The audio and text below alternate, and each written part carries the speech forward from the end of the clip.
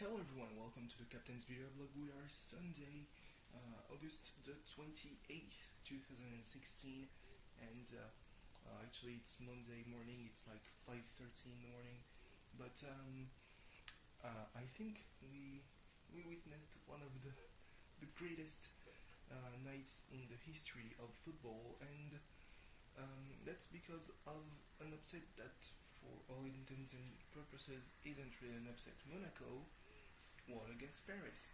They won 3-1. Now, Monaco were on their home turf. Louis II.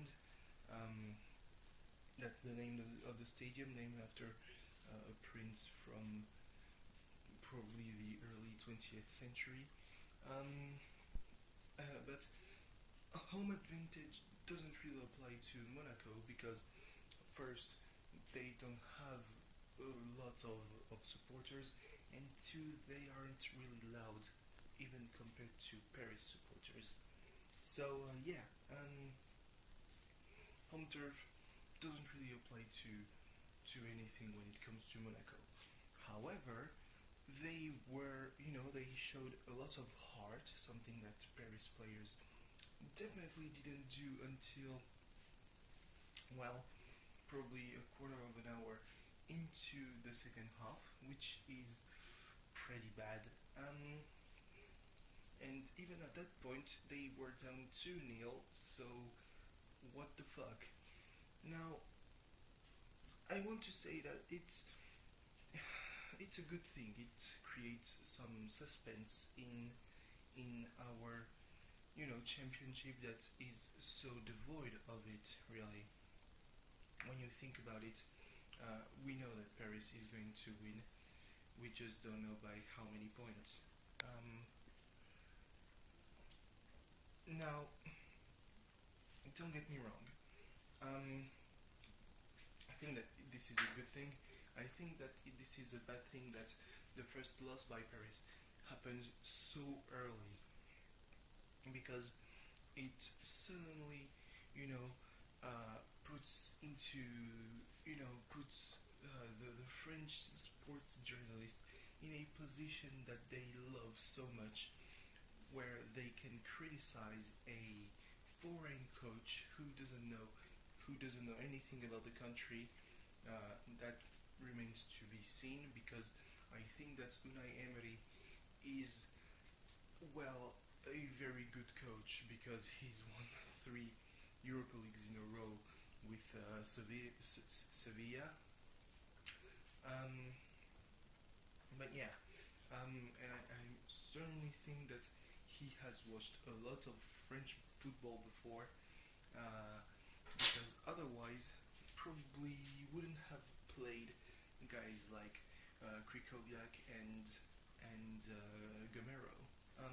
So yeah, and well, French football is relevant and everything.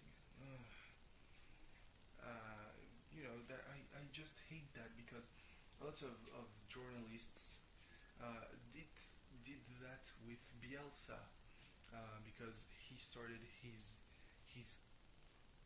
first and so far only campaign in Ligue 1, with a 3-3 draw against Bastia and a 2-1 loss to Montpellier that really didn't show anything. Sorry about that.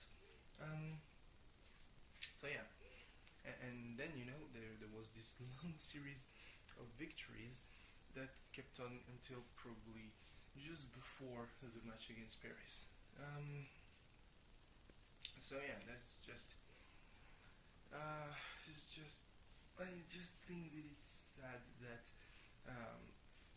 one match where it looked like the players weren't into it at all is going to give fuel for journalists to lash out on a very good coach. Just hate it. But then again, it's Paris that lost, and uh, the nail in the coffin couldn't have been better, because it was an own goal by by Serge. You should probably put your fist down your throat before saying another thing that might get you fired over here. On a pass from, I think, Andrea Raggi, or maybe it was Fabinho. That was certainly going to Bernardo Silva, or was it maybe Joao Moutinho? I mean, it just the goal was going to happen anyway because Trapp had already, dived. So yeah, whether there was the the ball was deflected into the goal by the defender, or it had been shot by another striker of Monaco, it would have gone in. So that's just bad. I mean, the first half for Paris was terrible, an awful thing. Uh, the first goal should have never happened. The defenders were they just didn't move. The I mean you can see the passes. The players, the Monaco players, were just like, have the ball, can he can control it, pass it, pass it, and that's up to the final meters and across, and just have to open the foot and bam into the goal. Just terrible defending. And the second goal was on a corner kick where suddenly David Luiz thought he was wrestling, because at one point he did a takedown from the back that may have been something that is not really cool. Like he jumped and he kind of grabbed the Monaco striker by the neck and he brought him down with him. That's not really good, and the referee apparently didn't see that. Okay, sure. Then the defense just spaghettied.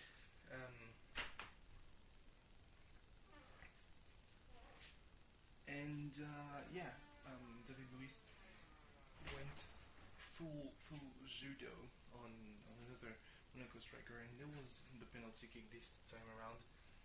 And that was 2-0 at the half. And let's not forget fucking Edinson Cavani, who cannot put one in apparently.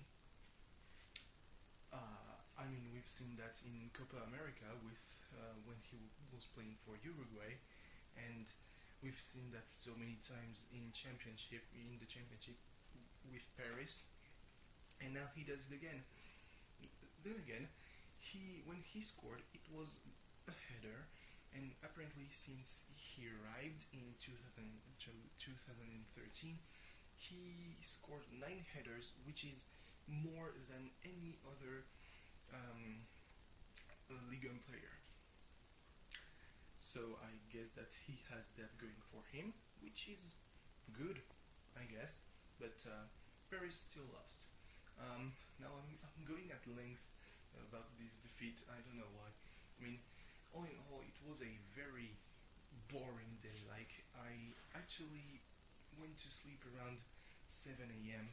Yesterday. This is and I woke up around 9:30, but because it was terribly hot. Like I really physically needed to have some air blowing in my face. So I went into my bed. But turns out I could have stayed so much longer. Like I probably stepped out of my bed at 9:30, 9:40, maybe 9:45. Could have stayed in my bed until probably 11 a.m. because we were supposed to leave early and we left around noon. Oh sure. Then I came home, and this is probably one of the worst summers when it comes to me being stung by bugs, because I probably stayed outside for 10 minutes. I'm being really exaggerating because I don't think it was even 7 minutes. And I got the right arm. I got stung in, the crease of the elbow on the, and just the forearm is just an amazing depiction of, uh, how good at sniping mosquitoes are. The smaller they are, the worse their sting hurts. And they also went to town on my other arm, as well as in my neck, on my ear, probably also on my belly, on my legs, through my jeans. That just, what the fuck. So yeah, I'm really not enjoying this side of the summer. And then I was, I probably slept for a good 2 hours watching a movie starring Jude Law where he's a crazy man in a submarine. Like, when I fell asleep, he was talking to his crewmates, about everyone being at their spots. And when I woke up, someone had died. He was threatening everyone, of killing them because it's their job, damn it. It was a really weird thing. Probably collaboration between American and Russian sailors, because the opening sequence of the movie, the opening credits were all about the Nazis and Stalin, and just what movie was called Black Sea. I think I wanted to see it at one point, but I don't remember why. So speaking about the Black Sea, I commented on something about Crimea. I don't really know how it's pronounced, because the prosecutor general Natalia Polkonskaya, who was kind of a sensation on the internet in 2014, apparently wants to run for the Russian Duma, the Russian parliament, and might as well go on to go for the Kremlin. And I said, yeah, it still is coming moved by Russia. And I just started a shitstorm. I'm kind of proud of myself on that one. So yeah, anyway, thanks for watching. See you tomorrow, where I will talk about, I don't really know.